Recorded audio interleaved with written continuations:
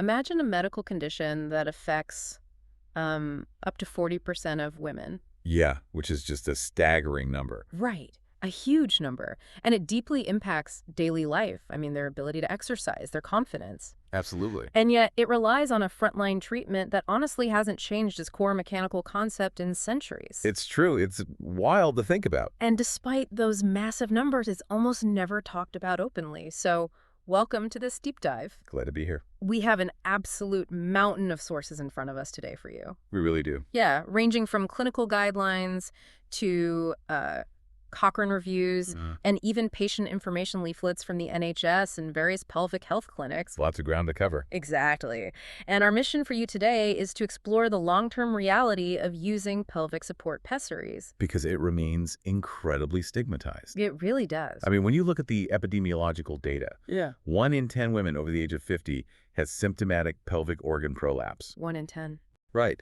Yet the most common non-surgical intervention, which is the vaginal pessary, it's treated like this whispered secret. Yeah, like no one wants to admit they use one. Exactly. Even though modern medical-grade silicone designs have totally revolutionized their safety and, their efficacy. Well, okay, let's unpack this because we all know the dragging, heavy reality of prolapse. Right, the physical symptoms. Yeah. But looking through these clinical guidelines, what shocked me was the sheer mechanical variety of how we actually treat it, like the shapes. Oh, the mechanical diversity is absolutely necessary. Because everyone is different. Exactly. Yeah. Every single patient's internal anatomy is different. And their specific type of structural failure is different too. Right. A pessary is just a passive mechanical device, usually made of silicone, and it's inserted into the vagina to physically hold the prolapsed organs back in their correct anatomical position. But because the pelvic floor can fail in like so many different ways. Right, whether it's the bladder dropping down or the uterus descending or even the bowel pushing forward. The shape of the support device has to match the specific deficit. Precisely. You have to match the tool to the problem. I was looking at the diagrams in these clinic leaflets, and honestly, some of them look completely alien. They do look a bit strange if you've never seen them. Right. Like you have the classic ring pessary, which just looks like a thick silicone bracelet. Very common, yeah. But then you have things like the Gellhorn, the shelf, the cube. I mean, how do these actually work biomechanically? Well, Like a ring seems straightforward, but what on earth is a cube doing? so it really comes down to tension versus suction. Okay. Tension versus suction. Right. A ring pessary basically rests behind the pubic bone and relies on the spring tension of the vaginal walls to create a sort of hammock. To hold everything up. Exactly. But if a patient's vaginal walls are just too weak to hold that tension, the ring will literally just fall out. Oh, man. That sounds frustrating. It is. And that is where a space-filling or suction-based pessary comes in. Like the cube. Yes, the cube pessary. It has these concave suction cups on all 6 sides. Wait, actual suction cups? Actual suction cups. Yeah. It adheres directly to the vaginal walls via negative pressure. So it anchors itself really firmly, even if the surrounding muscle tone is poor. That is fascinating. And what about the Gellhorn? Because the diagrams make it look almost like a drawer pull from a cabinet. That's a great description. Very much so. It has a flat circular disc that sits at the top of the vagina to support the organs. Okay. And then a rigid stem that points downward to keep the disc from flipping sideways. Ah, I see. And it also relies heavily on suction and just creating a wide physical barrier. So it just plugs the space. Basically, yeah. Right. And the primary benefit of all these variations is immediate biomechanical correction. So instant relief. Exactly. Yeah. A patient can walk into a clinic with a severe, highly bothersome prolapse, have the correct device inserted, and leave the same day structurally supported. That's incredible. It really is. It averts the need for invasive surgery and allows them to return to heavy lifting or, high-impact exercise almost instantly. So it's essentially a knee brace. Oh, that's a good way to put it. Right. If you have a torn ligament, the brace provides the external structural integrity, so the joint can just function normally under load. The knee brace analogy is perfect. The device takes the mechanical load off the failing tissues. Which is huge. It is especially vital for women who want more children, where a surgical repair might just tear again during childbirth. Oh, wow. Yeah. Hadn't thought of that. Or for older patients whose other medical conditions make general anesthesia just too dangerous. Right. Surgery isn't always an option. But here's the challenge I see when reading through the fitting protocols in the sources. Okay. A knee is on the outside of the body. You can just strap a brace onto it and adjust the Velcro. Very true. A pessary is a static internal brace going into a highly dynamic space. I mean, the patient is breathing, coughing, going to the bathroom, lifting groceries. How do you find a rigid piece of silicone that accommodates all that movement without just, falling out? You're identifying the biggest hurdle in pessary management right there. Really? Oh, absolutely. It requires a highly personalized, dynamic fitting process. And honestly, it is mostly clinical trial and error. Wait, trial and error, they just guess. Basically, the clinician will make an educated guess on the size and shape, insert it, and then they have to test it dynamically. Test it how? They'll ask the patient to stand up, walk around the clinic, cough forcefully, and even go try to pass urine. Because if it's too small, a single cough will just push it straight out. Right. Any sudden increase in intra-abdominal pressure will eject it. Yikes. But if you overcompensate and fit a device that's too large, it exerts excessive pressure on the surrounding anatomy. Which I imagine hurts. It can cause severe localized pain. And more dangerously, it can compress the urethra against the pubic bone. Oh, no. Yeah, physically pinching off the urinary tract and causing acute urinary retention. So they wouldn't be able to pee at all. The patient simply won't be able to empty their bladder. Wow. So finding that, Cinderella fit sounds like it could take multiple clinic visits. It often does. But what really fascinated me in the newer clinical guidelines is the massive shift in what happens after you find that perfect fit. Ah, yeah. Because there is this huge push towards self-management. It is rapidly becoming the gold standard for care. Which is wild to me. Well, historically, patients would have a pessary inserted and rely entirely on a doctor to remove it, clean it, and replace it every few months. Right. Now, the emphasis is on teaching the patient how to remove, wash, and reinsert their own device at home. Like by themselves? By themselves. A patient might take their cube pessary out every single night, or maybe remove their ring pessary before having penetrative sex. Hold on. You're telling me patients are being asked to manage a structural medical device supporting internal organs entirely by themselves at home? Yes. That sounds terrifying for a patient who might barely be comfortable with their own anatomy in the first place. Oh, it absolutely causes initial anxiety. I would think so. But the clinical data overwhelmingly shows that once patients learn the technique, self-management really empowers them. It empowers them. Yes, it drastically reduces the medicalization of their daily life. And biologically speaking, it is far superior for tissue health. Wait, how does taking it out yourself improve tissue health? Well, think about the physics of the device. Mm. It is exerting constant mechanical pressure against the vaginal mucosa to hold the organs up. Right. If you leave it in for 6 months straight, that continuous pressure compresses the microscopic capillaries in the tissue. Oh, so it restricts blood flow. Exactly. It restricts blood flow. But if a patient removes the pessary every night, or even just once a week, they relieve that localized pressure. Because the blood comes back. Blood flow returns, the tissues can oxygenate, and the natural vaginal secretions can flush over the area, washing away cellular debris. So you are basically giving the anatomy a chance to breathe and recover from the mechanical load. Exactly, and the guidelines clearly reflect this benefit. How so? If a patient cannot or will not self-manage, they require a mandatory clinical review and physical speculum exam every 3 to 6 months to check for tissue damage. Okay, that's pretty frequent. But a patient who successfully self-manages at home, they might only need a routine checkup every 18 months. Wow, so it really gives them their autonomy back. It does. That makes total sense structurally. But let's look at the localized environment, because even with self-management, you still have a piece of foreign silicone living in a very delicate ecosystem. Very true. And I saw some numbers in the clinical data regarding infections and discharge, but I want to get the actual context from you. What happens to the vaginal microenvironment when a pessary is introduced long-term? Well, what's fascinating here is that it fundamentally alters the local flora. The bacteria. Right. The vagina has a very specific acidic pH maintained by lactobacilli, which keeps harmful bacteria in check. Okay. When you introduce a large, non-porous foreign body, it disrupts that balance. The most universally reported side effect across all the studies is a significant increase in vaginal discharge. Yeah, I saw that. And regarding those numbers you saw, up to 30% of women using a pessary will experience bacterial vaginosis, or BV. 30%? Yes. And in the general population, the incidence is closer to 10%. So a threefold increase in BV. What's the mechanism behind that? Why does silicone trigger bacterial overgrowth? Think of the vaginal microbiome like a highly calibrated rainforest ecosystem. Okay, I like that analogy. The soil pH determines which plants thrive and which die off. Right. The presence of the pessary creates areas of stagnant fluid and changes the local oxygen levels. It essentially alters the soil of the ecosystem. Ah, so the good bacteria can't survive. Exactly. The protective lactobacilli struggle to survive in this new microenvironment, and when they die off, the pH rises, becoming more alkaline. And that invites the bad stuff. Right. It allows an invasive weed, in this case anaerobic bacteria like Gardnerella, to overgrow rapidly. And that overgrowth is bacterial vaginosis. Okay, so if the discharge is such a common everyday reality of wearing this device, how is a patient supposed to know if they're just experiencing a normal reaction to the silicone, or if their rainforest has been completely overrun by weeds and they need antibiotics? Yeah, it's a great question.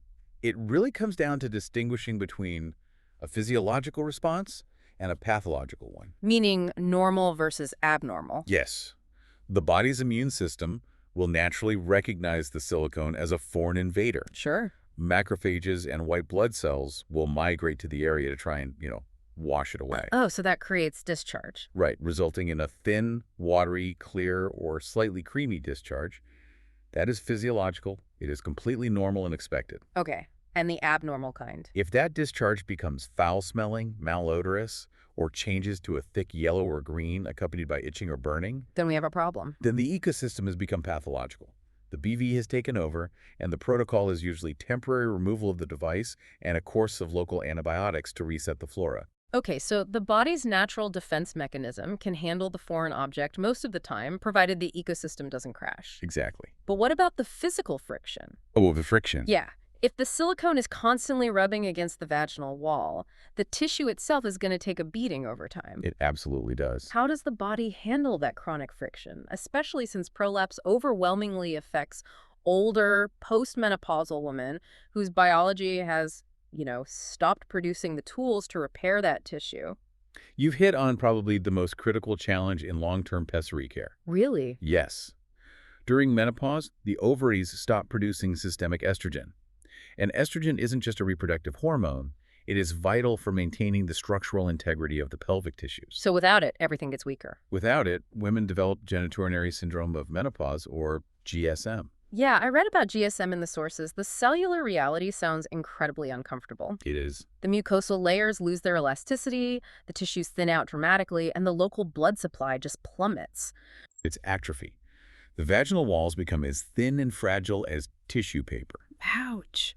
So imagine placing a rigid plastic or silicone device against tissue paper, and then having the patient walk, cough, and lift weights. That sounds like a recipe for disaster. The friction is relentless.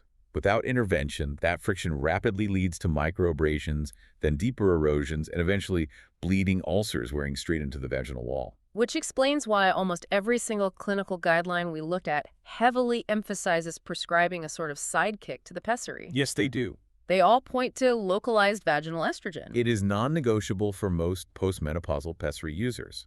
Localized estrogen, which is prescribed as a cream or a tiny tablet like Vagifem or an insertable ring like Alviston, works directly on those atrophied cells. How exactly? Well, when applied locally, the estrogen binds to receptors in the tissue, stimulating rapid collagen synthesis and drastically increasing mucosal blood flow. So it beefs up the tissue. It literally rebuilds the cellular architecture.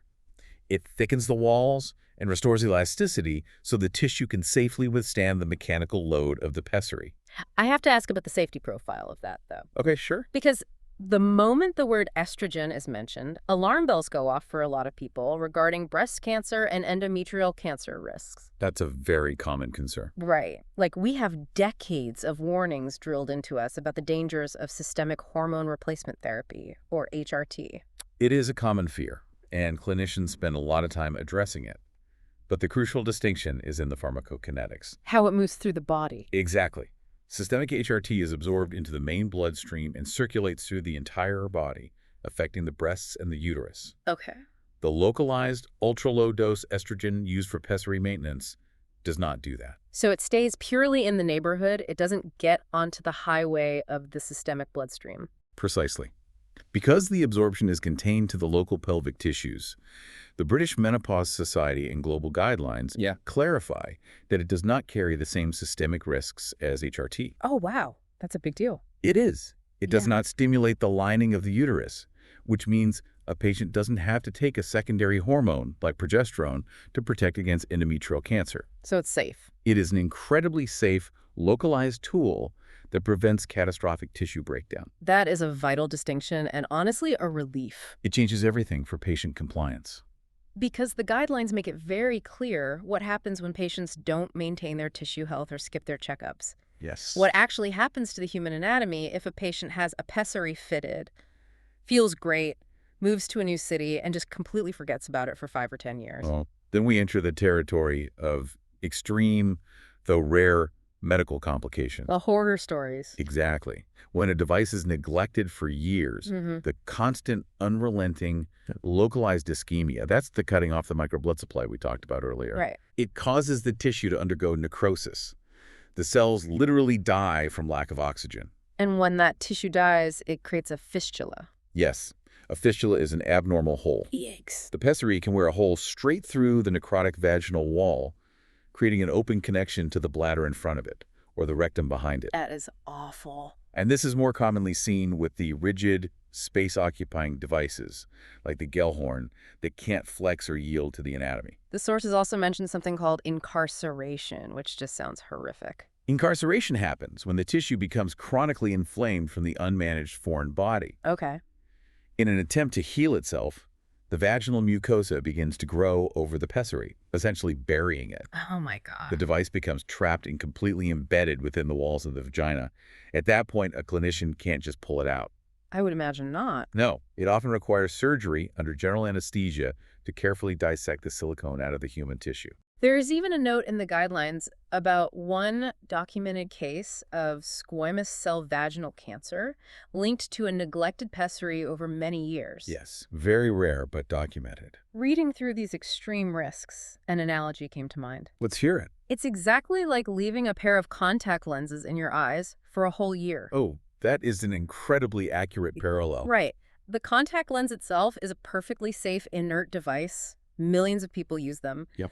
But the absolute neglect of the hygiene routine, the failure to take it out, clean it, and let the eye breathe, is what causes the blinding infection. Exactly. The device is not the danger. The loss of follow-up is the danger. Right. These horror stories, the fistulas, the incarcerations, almost exclusively occur when a patient falls out of the medical system. They just disappear. Yeah, and it reinforces why that 3 to 6 month clinical inspection is absolutely mandatory for anyone who isn't self-managing. The clinician has to physically look at the tissue to ensure it isn't breaking down. So, weighing all of this, the trial and error fitting, the increased risk of bacterial vaginosis, the mandatory estrogen creams, and the potential for severe complications if neglected. It's a lot to weigh. It is. How does a pessary actually stack up against conservative physical therapy? That's the big debate. Because a lot of people looking at this might say, you know what, I'll just work with a pelvic floor physical therapist, do my exercises, and avoid this plastic device entirely. And honestly, pelvic floor muscle training, or PFMT, should always be the foundational first-line treatment for prolapse. Always start there. Always. But when we look at the evidence, specifically the Cochrane review data, which pools multiple randomized controlled trials to give us the highest standard of medical evidence, we get a very clear answer on efficacy. The Cochrane review design is so rigorous, and their conclusion was fascinating. It really was. They found that combining a pessary with pelvic floor muscle training yielded significantly better outcomes for a woman's prolapse-specific quality of life than doing the exercises alone. The combined intervention group reported much higher perceived improvement in their symptoms at the 12-month mark. Because you are tackling the problem from two fronts, structural and muscular. Ah, that makes sense. But the Cochrane data also highlights the trade-off. The group using the pessaries did experience a higher rate of adverse events compared to the exercise-only group. Like the discharge in BV? Yes, they dealt with the increased discharge, the minor abrasions, and something highly counterintuitive, the unmasking of hidden stress urinary incontinence. Okay, here's where it gets really interesting. This blew my mind. It confuses a lot of people. How does a device that is specifically meant to fix a pelvic floor failure suddenly cause the patient to start leaking urine when they cough or laugh? It is all about the anatomical angles. Imagine a garden hose that is bent sharply in half. Okay, so water can't flow through it? Exactly. Sometimes a large, severe prolapse will physically kink the urethra in the exact same way. The patient's urinary sphincter might be severely weakened, but she doesn't leak urine simply because the prolapse is blocking the tube. So the prolapse is actually acting as a dysfunctional cork. Exactly. Then a clinician inserts a pessary, lifting the organs up and restoring the anatomy to its proper straight alignment. They unkink the garden hose. They unkink the hose. Yeah. Suddenly, the physical blockage is gone, the underlying weakness of the sphincter is revealed, and the patient experiences stress incontinence. Wow. The pessary didn't cause the weakness. It just unmasked the true state of the anatomy. That is wild. Which brings us to the ultimate question for anyone considering this intervention. Does it cure it? Yeah. Yeah. Does a pessary actually cure the prolapse? Like if a patient wears this device for 5 years, applies her estrogen, does her pelvic floor exercises, and then takes it out, is the structural integrity restored? The clinical consensus is a firm no. No. No. A pessary does not cure pelvic organ prolapse. It is strictly a tool for symptom management. If you remove the device, gravity and intra-abdominal pressure will take over again, and the prolapse will descend. The torn or stretched connective tissues do not magically knit themselves back together just because the load is reduced. So, returning to our earlier analogy, you wear the knee brace so you can play the sport without pain, but underneath the neoprene, your ligament is still compromised. That is the harsh reality of it. However, Yeah.